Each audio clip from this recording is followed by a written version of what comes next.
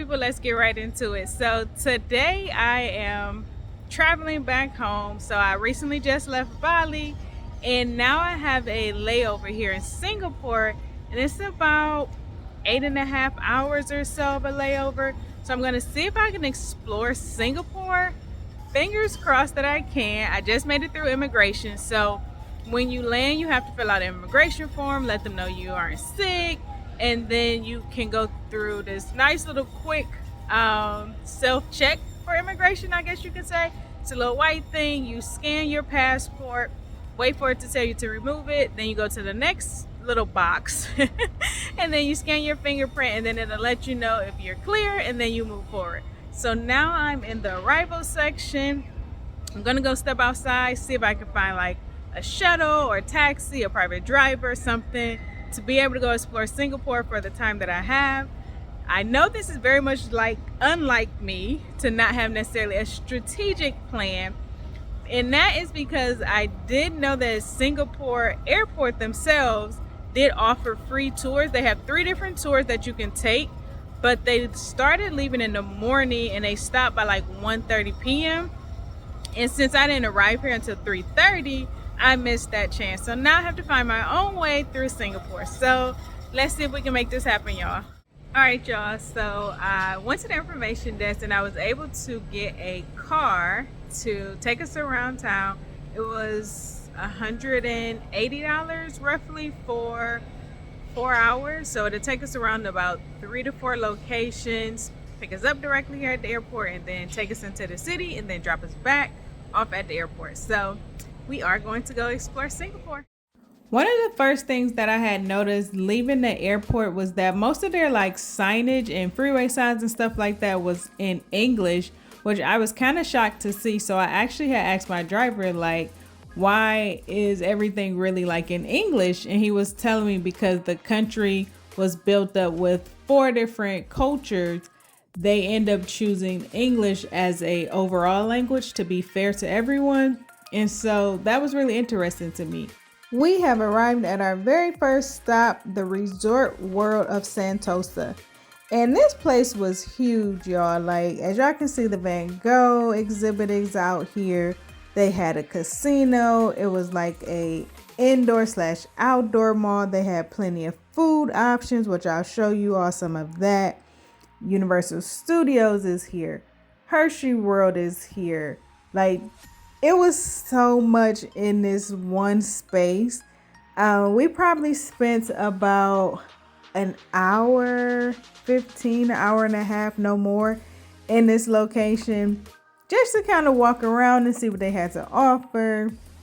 We didn't necessarily like partake in obviously going to Universal Studios or doing even the Van Gogh experience, besides just walking around and seeing all these really cool, cute, colorful bunnies. So this is some of the mall area. They had luxury brand stores, a few stores I had never necessarily seen. So they had a lot for everyone. Let's just say that for sure. We're gonna head back outside. So I'm coming up on the Lego store, and I didn't go into the Lego store because I was just trying to see as much as possible in this space. But I'm always so intrigued by how they build these particular Legos. Like, I'm gonna show y'all this sign where it's essentially saying I love Singapore, and this stuff is built out of nothing but Legos, y'all. Like, this is just so cool. I've never necessarily had Legos and stuff growing up as a kid to play with, but that was really neat. So here is Hershey World, and I didn't go in here because I'm not a big candy eater either, so definitely not chocolate in particular. That's not necessarily for me, but the store looks ginormous. I'm sure all of you chocolate lovers dreams, candy lover dreams, definitely make sure y'all check out the Hershey store.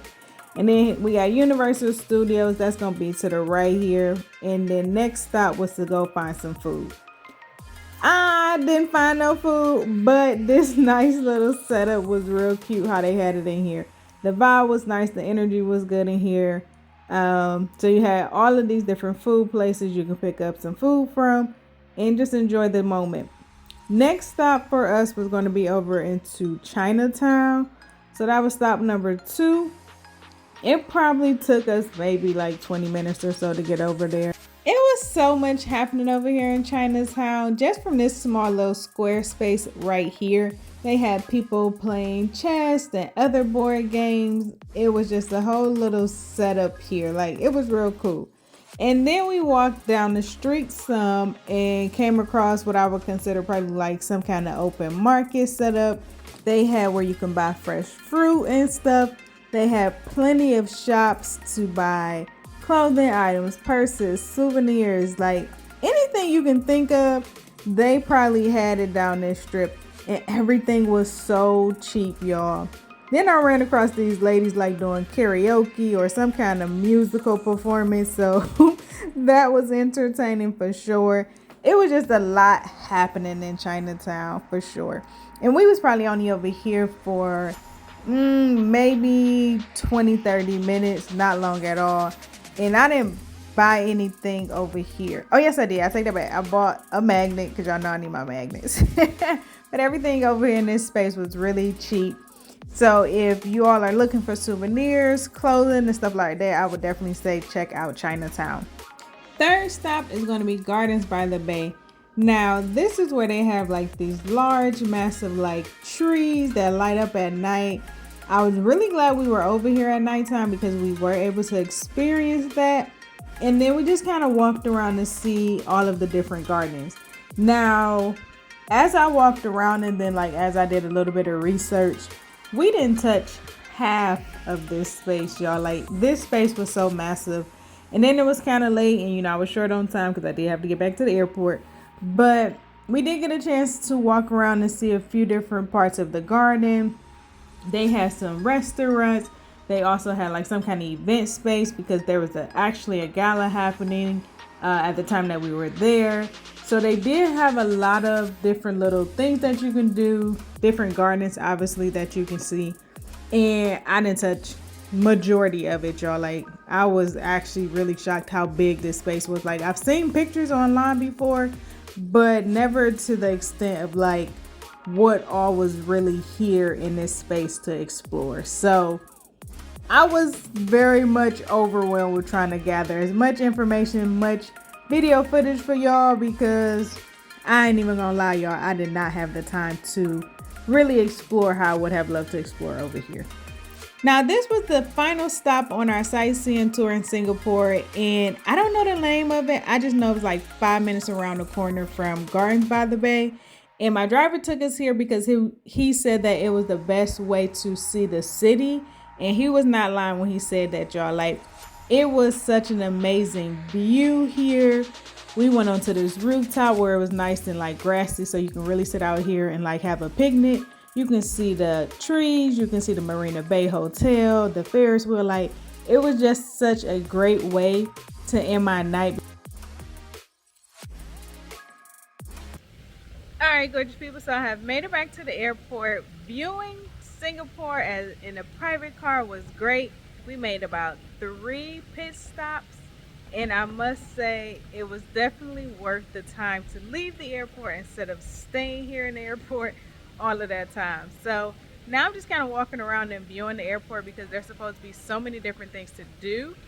Even though we won't be able to conquer them all, we're going to see just a few of them because my flight is going to start boarding in about an hour and a half. So we don't have that much time, and we have to get some food before I get on the plane because y'all know I'm not gonna really eat that plane food. So, and I'm starving.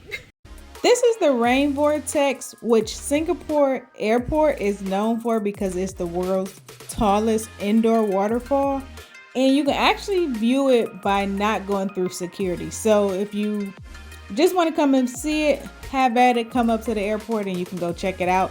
If you go through security, you can get on the air train and also see it like we just did here. Our next stop was to find some food. They do have multiple options. They have some American food, of course. You got your Burger King. They had a Subway. They also had like a 7-Eleven where you can go grab some noodles, warm them up in a microwave, and do what you needed to do. I opted to go ahead and get a Subway sandwich and just call it a day. So there's 2 more places I wanted to stop by. One was the Butterfly Garden. Unfortunately, it was closed. And then the next stop was going to be the movie theater because I heard they had a movie theater in here. So I had to go find it and see what that experience was going to be. And it was actually really cool because it is free. They have a list of movies that they'll be playing. They give you the times. And then you just walk into the theater and have a seat and relax before your flight. So I actually sat in here for a little bit. They were playing Black Panther. So I chilled here and then headed off to my gate. All right, gorgeous people. So my adventures in Singapore have come to an end. I am waiting to board my flight. I think I should be boarding within like the next 20 minutes. So I'm gonna go ahead and close it up today because I'm extremely tired. I'm sure y'all can see it in my eyes.